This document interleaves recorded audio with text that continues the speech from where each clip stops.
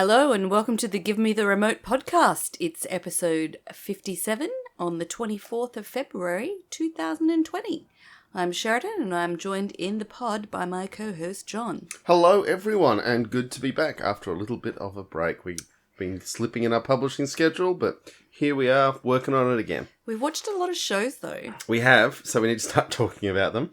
But we've got a really cracking lineup of 3 things to talk about today. And what do you got for us? Do you want to start with the years and years? God, what did she just say? Are you saying that some people are too stupid to vote? I've got you listening now, haven't I? Being the oldest of the shows that we've viewed.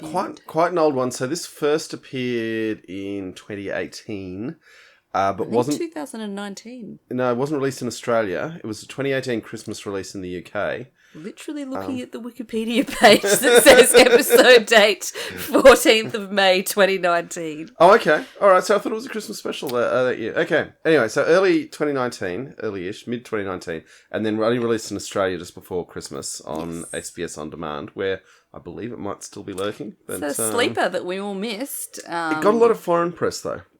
Yeah, so it was a BBC One production, so I imagine in the UK... It was a big deal in the UK. Big. Yeah, I mean, it's an all-star cast for UK as well. But it was, so got Emma Thompson in it, a bunch of other people, Emma Thompson being the biggest name. Yeah, well, Emma Thompson's a big name by American standards, you know. So I think it's basically filling the hole that Black Mirror has left.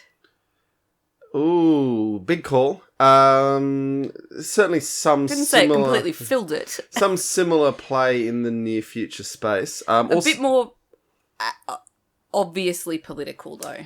Yeah, also a Russell T Davies vehicle, and to that extent it had a lot of gay people having sex. And it also felt a lot like a Doctor Who episode. I'm very confused about what...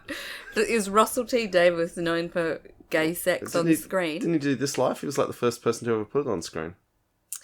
Oh, Queer as Folk, of course. Sorry, Queer as Folk. Yeah. Of course.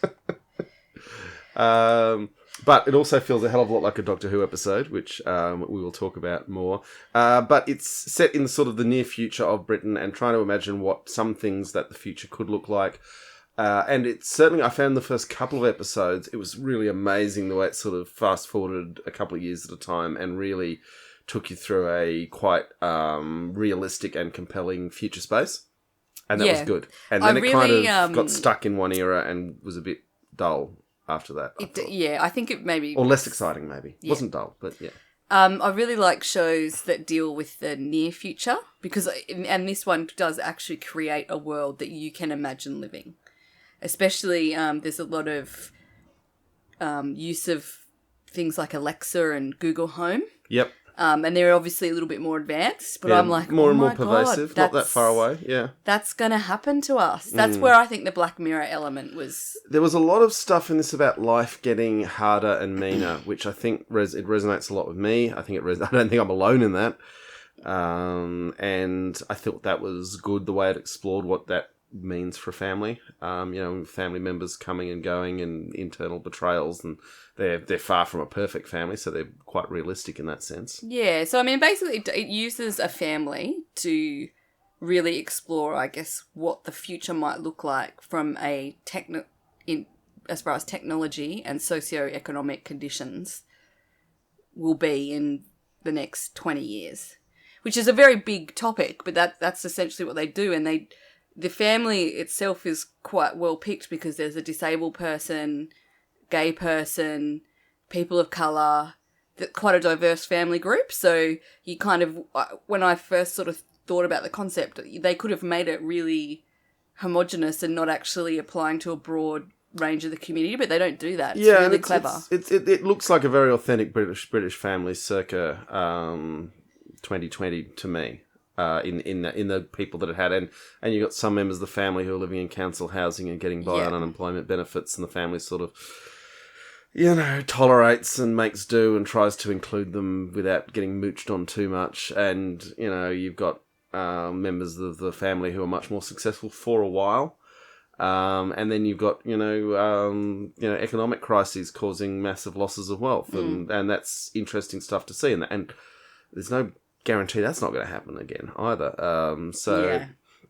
So lots of really fun, interesting things, good characters, well written, generally a good story, and then it falls into the great big Doctor Who hole of a seemingly unresolvable crisis that gets resolved because a lot of middle-class people feel sad and the world rearranges itself to make them feel better about it. It's a bit of a disappointing ending. I'm not a Doctor Who watcher, but as we discovered during this podcast, I've now seen some of it. And things do have a tendency to just miraculously work out really quickly at the end of those shows. Yeah. And this definitely happens in this. It also has what is sadly the totally untrue conceit that if only the whole community could see what the government is doing in their name, the government would fall. And we just know that's not true. Yeah. Look at what's happening to children in the US. Look at what this country, Australia, does to refugees in immigration detention. It's just not true. We can see what's happening. Literally and we just apologised for the stolen generation within the last decade. Literally are doing another stolen generation right now. You're right. Utterly shameless, and people just don't care that much. Particularly when they're scared and afraid, and that's how governments manipulate us like that. And the show, in the ending, I think it should have actually gone for a full bleak ending. I can imagine some executives told them that they had to have an upbeat ending, and I think it's weaker for it. But the show itself as a whole is good, and even with the weak ending, I still want to see the end of the story. Yeah. I think you're right, though. It lags a little at the end. It's so refreshing in the beginning. The concept just works really well. All of the characters are really interesting. Really awesome cast. Anyone who watched Spaced, actually. Oh, yeah, well, seeing Daisy all grown up. Daisy, I think her name's Jessica. It was a bit sad. I guess it wasn't sad. I mean, she was an interesting character, and she was playing a good character. It was just one of those moments when someone who was so sweet and young and felt like they were your friend when they were on screen in Spaced when we were sweet and young, and seeing them, wow, old. Well, middle-aged. Yeah, but definitely not young no more. Definitely coming to our house for dinner. Yeah, maybe. I don't think she would have liked this very much. We're a bit too middle class for her. Do you think? I don't know. I guess we're political. I'm We're kind of politically radical these okay. days. We should qualify. She'd have to realise how cool we are, though. Emma Thompson basically playing a female Trump / Pauline Hanson, weirdly. There's a lot of Pauline Hanson in there, and I'm willing to bet the English writers of this saw enough of Australia's Pauline Hanson. Do they have the prevalence of independence in the UK as we do?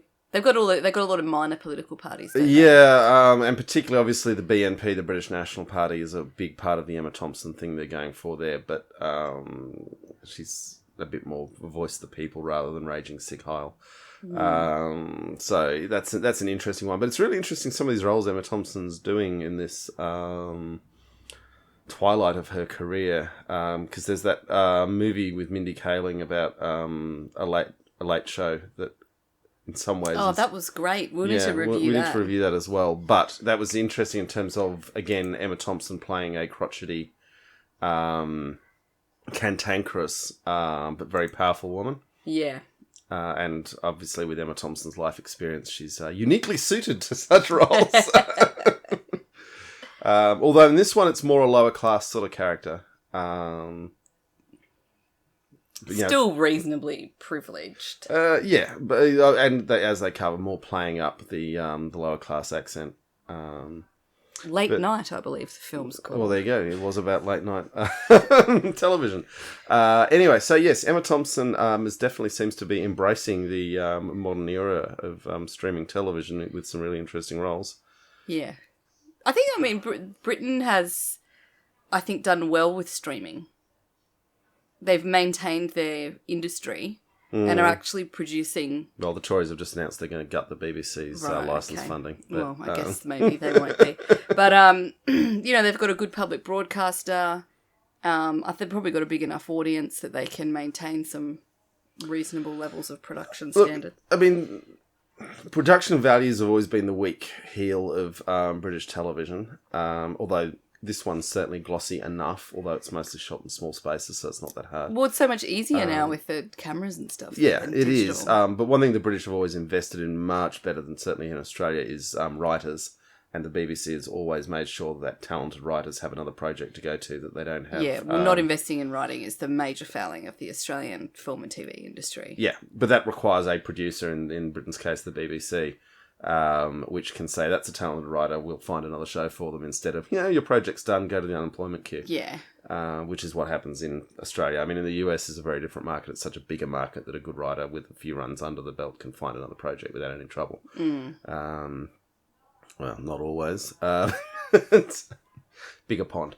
Anyway, so years and years. What are you going to give it? I'm going to give it 4 stars. I think it's really noteworthy, relevant. Yeah, I would say enjoyable. if they'd maintained the pace of the first 3 episodes, it would have been a 5-star effort. I feel like it actually would have been better as maybe like a 4 or 5 episode longer form sort of mini-series thing or something. I don't know.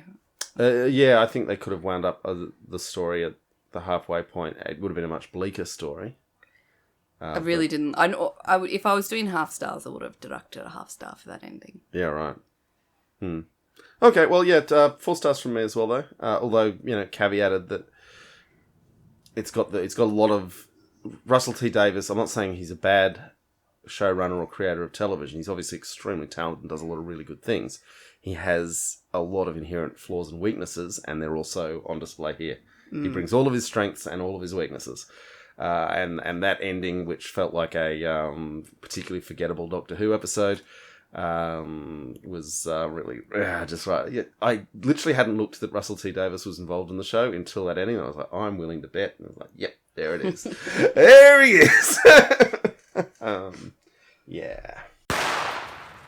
So what's next?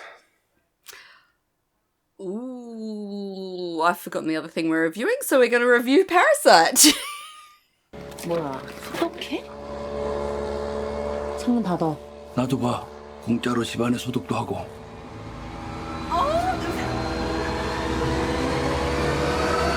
Okay.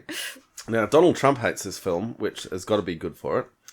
It's available for rent on most streaming services at the moment. Certainly, we watched it on Apple. Yes. It is won 4 Academy Awards, including Best Picture. So, I mean, when I was doing the research for this show, yes, it did win Best Picture. It won Best Foreign Language First Film. ever foreign language film to win Best Picture. It had been lost on me, but it also won the Palme d'Or and was the first film since, in something like 20 years, to have a unanimous verdict from the judges at the Palme d'Or. Palme d'Or. Or from Cannes. Yes. Which that had lost on me, and I think if I had known that, I might have actually no. I would never have thought this could win Best Picture. That was just one of the coolest things ever, and even South Korea couldn't believe it. I mean, the footage of their TV newscasts is breaking down at the news. And I'm gonna really massacre Bong Joon-ho's name. That's pretty good. You're good. You're all right. But seeing him win and give an acceptance speech in Korean with a translator was just that was a moment I'll probably never forget. It was the world turned upside down. It was literally the world realigning around you, and a lot of people have been saying that South Korea is becoming a real global cultural hub. Yeah, and that's a real moment when their movie wins an Academy Award. I mean, I'm getting goosebumps thinking about it because it was just so wonderful to think that we have moved to a point where where a foreign language film is included as the best film of the year, and that someone who doesn't speak English can win that. Yeah. Because he obviously doesn't speak English. Yeah. Otherwise he would have done the speech in English. Well, there's a bit of, give us another Oscars so white. Come on. But, I mean, there were films in that Best Picture that were, like 1917. If that had have won, no one would have batted an eyelid. It did look like Oscar bait. Yeah. It was total Oscar bait. It was a reasonably good film. Mm-hmm. So I just think it's wonderful. But about the film... Yes. I have to say... It's hard to talk about this without spoiling, but we're going to try. It is really hard. So it's about a family who is very poor, or not very poor, they are lower class. There's certainly people depicted in the film that are poorer than them. There are, but they are at the point of being borderline criminals, living in the worst house in They're Seoul. struggling, yeah. And things like stealing Wi-Fi to try and find out if they've got jobs. Yeah. And, so that poor is fair. And through some happenstance, one of them gets a job as a tutor with a very, very wealthy family. And slowly the lives of these two families become more and more dependent and integrated on one another. I think that's as far as we can go with the plot. Yeah. And then there are further twists, and there are... What I loved about this is that Koreans don't care about Western ideas of genre. So there are parts of this that are comedy. There are parts of this that are drama. There are parts of this that are just out-and-out horror film. He has that as a bit of a background. The host is, horror. Yeah, and Snowpiercer. Yeah. But the movie as it stands starts out as a bit like a situation comedy. It is a very funny movie in parts. In parts, yeah. Like, but I it laughed has, out loud several times. Yeah, but it has all these other elements to it because it doesn't care about anyone else's ideas of what sort of genre it's supposed to be or what sort of film it's supposed to be. Yeah. There's some really... the social commentary is in the name Parasite, although it's worth noting, I don't think anyone could tell you conclusively who the parasite correct. is. It could be a bunch of people.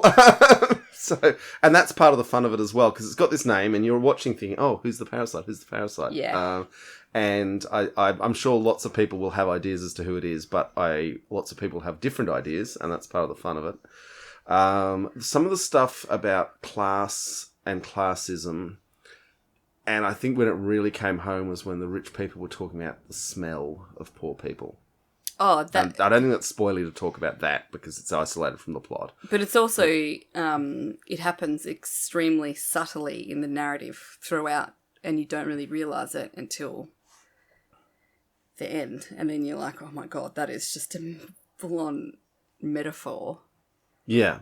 But, and the casual cruelty of the wealthy, and it shows quite well that just because you're wealthy doesn't make you a better person, doesn't mean you worked any harder. That's, and yes, to some extent, some wealthy people did work very hard, but there's a lot of people who are dirt poor who work damn hard all their whole lives and never get above being dirt poor. Yeah. I think that's reasonably well portrayed here as well. I have to say I was reasonably ignorant to the socio-economic circumstances in Korea before I started researching for this film. So I personally, as a Westerner, would have viewed... of course I knew there's poor people in Korea, but I thought Korea was actually a fairly privileged economic society. So Gangnam Style meant nothing to you? What was it about? It was all about social commentary of the lower classes about the wealthy South Koreans. Right. Well, I didn't know. So basically this Parasite is meant to be about this movement called Hell Joseon, or Hell Chosen. Joseon's like so it's a variation on the national ideology. But yeah, go on. Yeah, about basically the fact that capitalism has ruined their society, and especially Western capitalism, and created an extremely unequal divide of wealth within South Korea. Yeah, you can go back in Korean... I'm obviously simplifying that. Look, it was always up until the foreigners started to invade it. When I talk about foreigners, I really mean Japanese and Russians. But yeah, China's always had a huge influence on Korea. But it was a feudal monarchy, with a king, and obviously the nobility had lots of money and no one else did. Immediately after World War II, a really weird thing happened when the Americans who took over South Korea basically told the Japanese collaborators, the South Koreans who had collaborated with the Japanese, we will support you to stay in power if you manage this because we don't want to have to learn Korean. And then there was some really savage beatdowns on social movements trying to bring equality. When I say savage, I'm talking blood flowing through the streets and hundreds of people killed. Probably thousands, but I can definitely say hundreds. So there's always been this simmering underclass feeling. It's been hard done by, particularly with these Japanese collaborators, and there's a lot of hatred in South Korea to the Japanese still to this day from World War II. and the subjugation that came before that. So it's not a homogenous society. It just looks that way I from the never outside. thought that, but I just, because they're obviously so extremely technologically advanced and have some of the most well-known corporate brands in the world, like, you know, through mobile phone technology, cars, like the manufacturing sector is really advanced. I just assumed that people generally were doing pretty good in South Korea, that there wasn't really a huge economic divide. Yeah, I mean, I think average incomes in South Korea are still around a third of the US. So, you know, and these things get complicated because what's the purchasing power per country? But, yeah, they're still, on average, they're one of the poster childs of world development because they were so poor in 1954.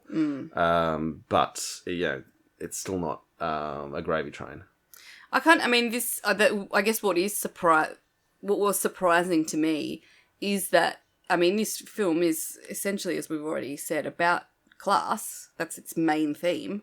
And it translates so well to a Western audience. And, I mean, I guess that's where, at the end of the day, the film is a complete criticism of capitalism. That's what it is.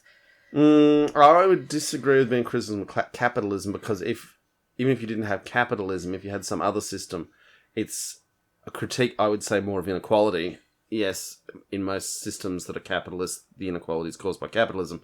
But if you move to another system, you can still have inequality and it would still look like this. The criticism in this movie is specifically about the accumulation of wealth and what that does when it is accumulated in an unfair manner. Yeah, I would disagree to the extent that it doesn't show the accumulation of wealth. It's just this is the state of the world. These people have lots, these people don't have much.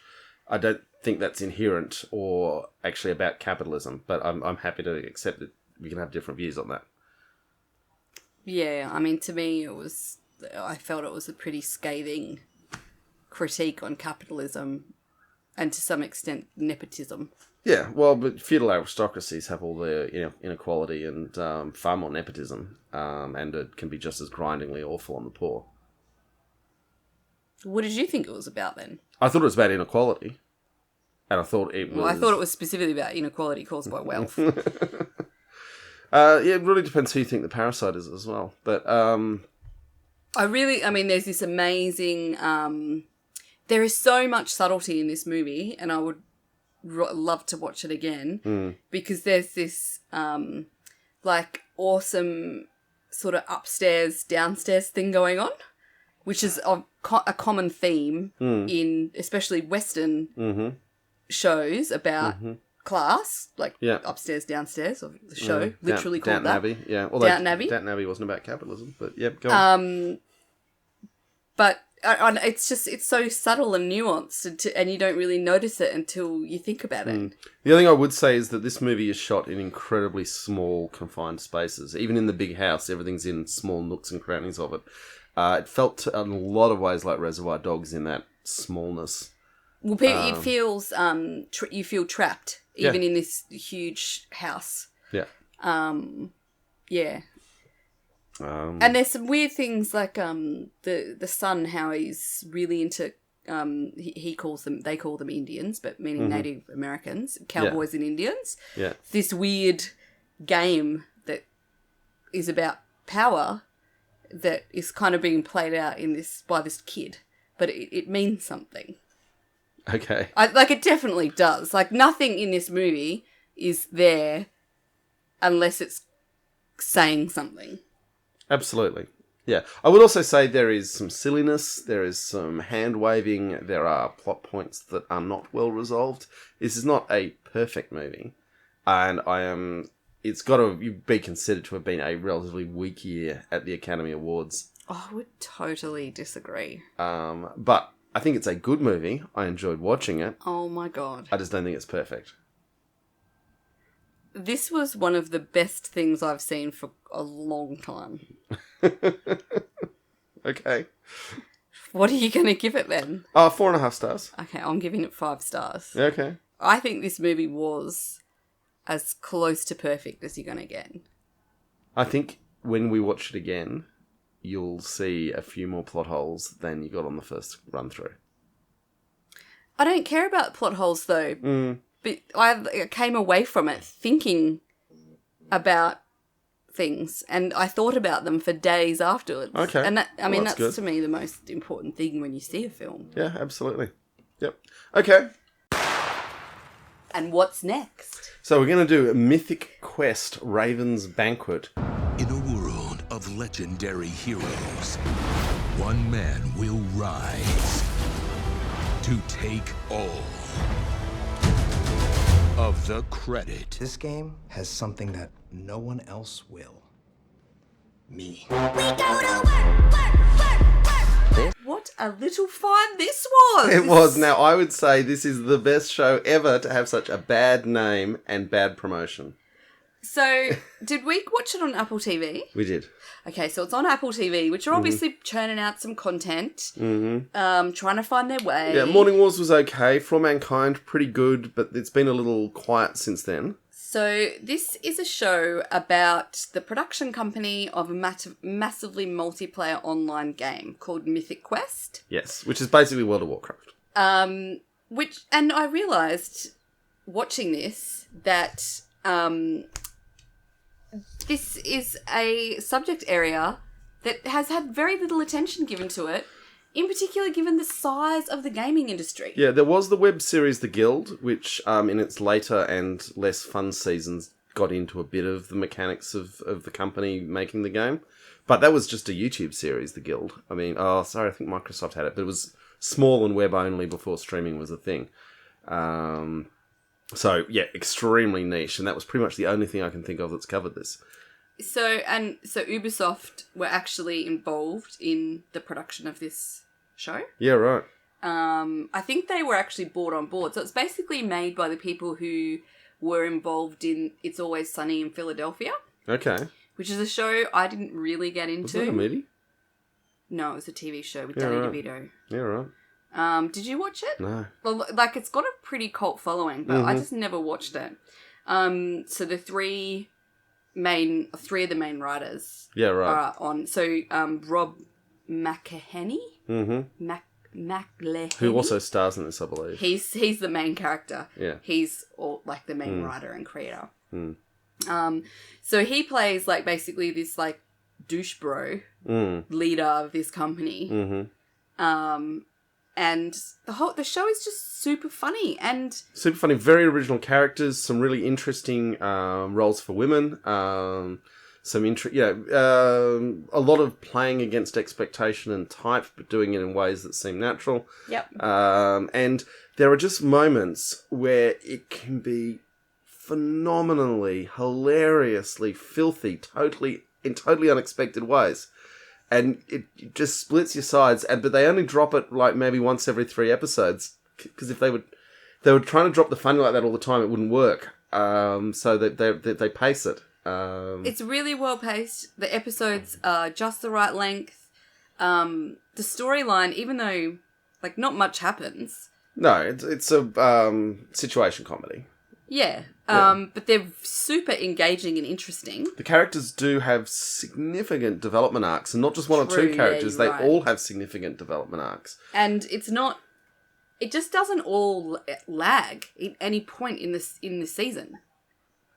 We just smashed it out. Yeah, it's the first show in a while that we've just been like, what? And then when we got to the last episode, we were like, oh my god, we've just watched that in 2 days and we didn't even realise it. Yeah. It's really good, really fun, and as we've said, it's a setting that hasn't really been explored properly, certainly at this scale at all. I had no idea that you had these drunken, washed-up literary writers hanging around these companies now, but when you think about it, it's of course you do. There's so much writing that has to be done. Yeah. It reminded me a bit of shows like Community, in that there are these kind of cast of weird, quirky, disparate characters. Yeah, well, Brooklyn Nine-Nine was another one. Brooklyn Nine-Nine, that kind of, it's got that vibe. And we've been really kind of missing a show like that for a while. There hasn't been a kind of good comedy, situational sitcom. Yeah, I mean, we've never reviewed Brooklyn Nine-Nine, but I do feel Brooklyn Nine-Nine became just so repetitive. Yeah. Any given episode I still enjoy watching, but there's very little fresh coming at me. Whereas because this is fresh, who knows? Maybe by the 5th season of Mythic Quest Raven's Banquet, I'll be True. Saying, "Oh, I've had enough of watching the same joke over and over again." But for now, it's like, "Hey, new jokes." Yeah. They've renewed it for a second season. Yeah, you felt that was on the cards by the end of this one. Other things it does really interesting stuff with is just depictions of YouTubers. Yeah. And high tier YouTubers, and also the relationship with lower tier YouTubers. And I mean, there's a beautiful scene when they're looking for another streamer to promote the game, and Poppy, who is one of the absolute stars of the show as a female game developer. And an Australian as well, which is nice. And I love how they keep referencing that she's Australian. She keeps ignoring it because she obviously doesn't think of herself as Australian. And she meets a young woman who's a big fan of Poppy, and then she starts saying, "Oh, we'll get you in, and you'll be one of our streamers, and it's going to be great." And then she realizes that this streamer she's talking to only has a following of 200 people, and just literally turns around and walks away without saying a word. Just like useless to me, dead to me. So no one is unremittingly good or virtuous. Even the ones who in the first episode you think, "Oh, that's the nice one." No, they're not necessarily nice. And the ones you think, "Oh, they're creeps," aren't always creeps either. Yeah. As we said, the characters actually have a lot of development, which is really awesome. And I mean, essentially, it is a show about work.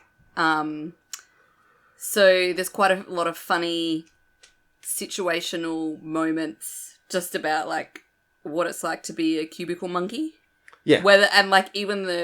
There's a couple of chicks that their job is being the game testers, which is pretty much like the coolest job you could ever imagine. But even that job is kind of a bit crappy. Oh, everyone knows game beta testers get treated abominably.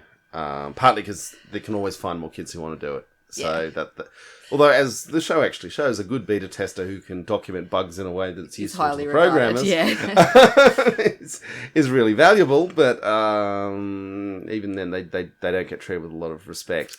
I really liked though, because massively multiplayer online games, heaps of people play them. Like they're extremely popular. But I think, and like I have played them in the past, I think when you're a gamer, there's like this weird idea still that you're somehow like nerdy, that it's not cool, that you like the only people that do it are like 15-year-old kids in their basement, when that's actually not true. And this show actually really represents gamers and in all their diversity. And I really liked that. I think the diversity is a really important thing. Yes, there are horrible, foul-mouthed young men. And they're in this show. But there's also people of lots of different shapes and sizes and colours and backgrounds. Yeah. And that multiplicity of that world is probably its redeeming feature, because the horrible men, if it was just them, you'd kill it with an axe. Yeah. But no, I really like it. And so I always knew World of Warcraft. I first really heard about. I remember quite clearly. It was a woman I knew who was. You wouldn't pick her as a spotty pimply geek, but it was her thing was to play 16 hours at a time of World of Warcraft, and that was when I was like, oh, there's something different happening in this gamer community than what's being portrayed in regular media. And World of Warcraft's really old now, but I think there's a lot of that perception still out there. And this show's kind of one of those. I mean, I just was like, oh wow, I've seen myself in this show as someone who has played. And you don't have to like play games as like 20 hours a day to be a gamer. That's the other thing. No, but the massively multiplayer online role players. Well, they reward time. They reward time spent, which is part of how they get money. And lots of cute little nods even right at the start where they're like introducing the characters, and this is the head of monetization. He's the most important person in the building. Anyway, this is a highly recommended. If you bought an iPhone recently, you've probably got free Apple TV. You just need to activate it. Otherwise, it's not that expensive. And I would say this show is probably worth paying for a month's worth of Apple TV for. Yeah, well, you don't even need to pay for a month because you'll just watch it in 2 days. Yeah, but I think there's a minimum sign-up. It's joking. Yeah, okay. All right. Well, What are you going to give it? Oh, 5 stars. Yeah, 5 stars too. Cool. We were discussing off mic a minute ago that we only seem to give things lots of high scores, and that is because we are quite selective in what we choose to watch. So we only start watching things we think are going to be good, and then sometimes if something's bad, we just won't even bother talking about it. So it's not that we are incapable of discernment. Or we just stop watching shows that are bad. Yeah, you're really bad for that in particular. I don't have time. Exactly. So this is my point. Just because we tend to give shows a lot of really high scores doesn't mean we're incapable of discernment. It just means we're already pre-filtering on your behalf, dear listener. Yes. And on that note, we say do send your emails into gmtrpodcast@gmail.com or drop a comment on any of the social media forums on which this appears. And thank you for listening, and we will be back real soon because we have lots more to talk about. Thanks, folks.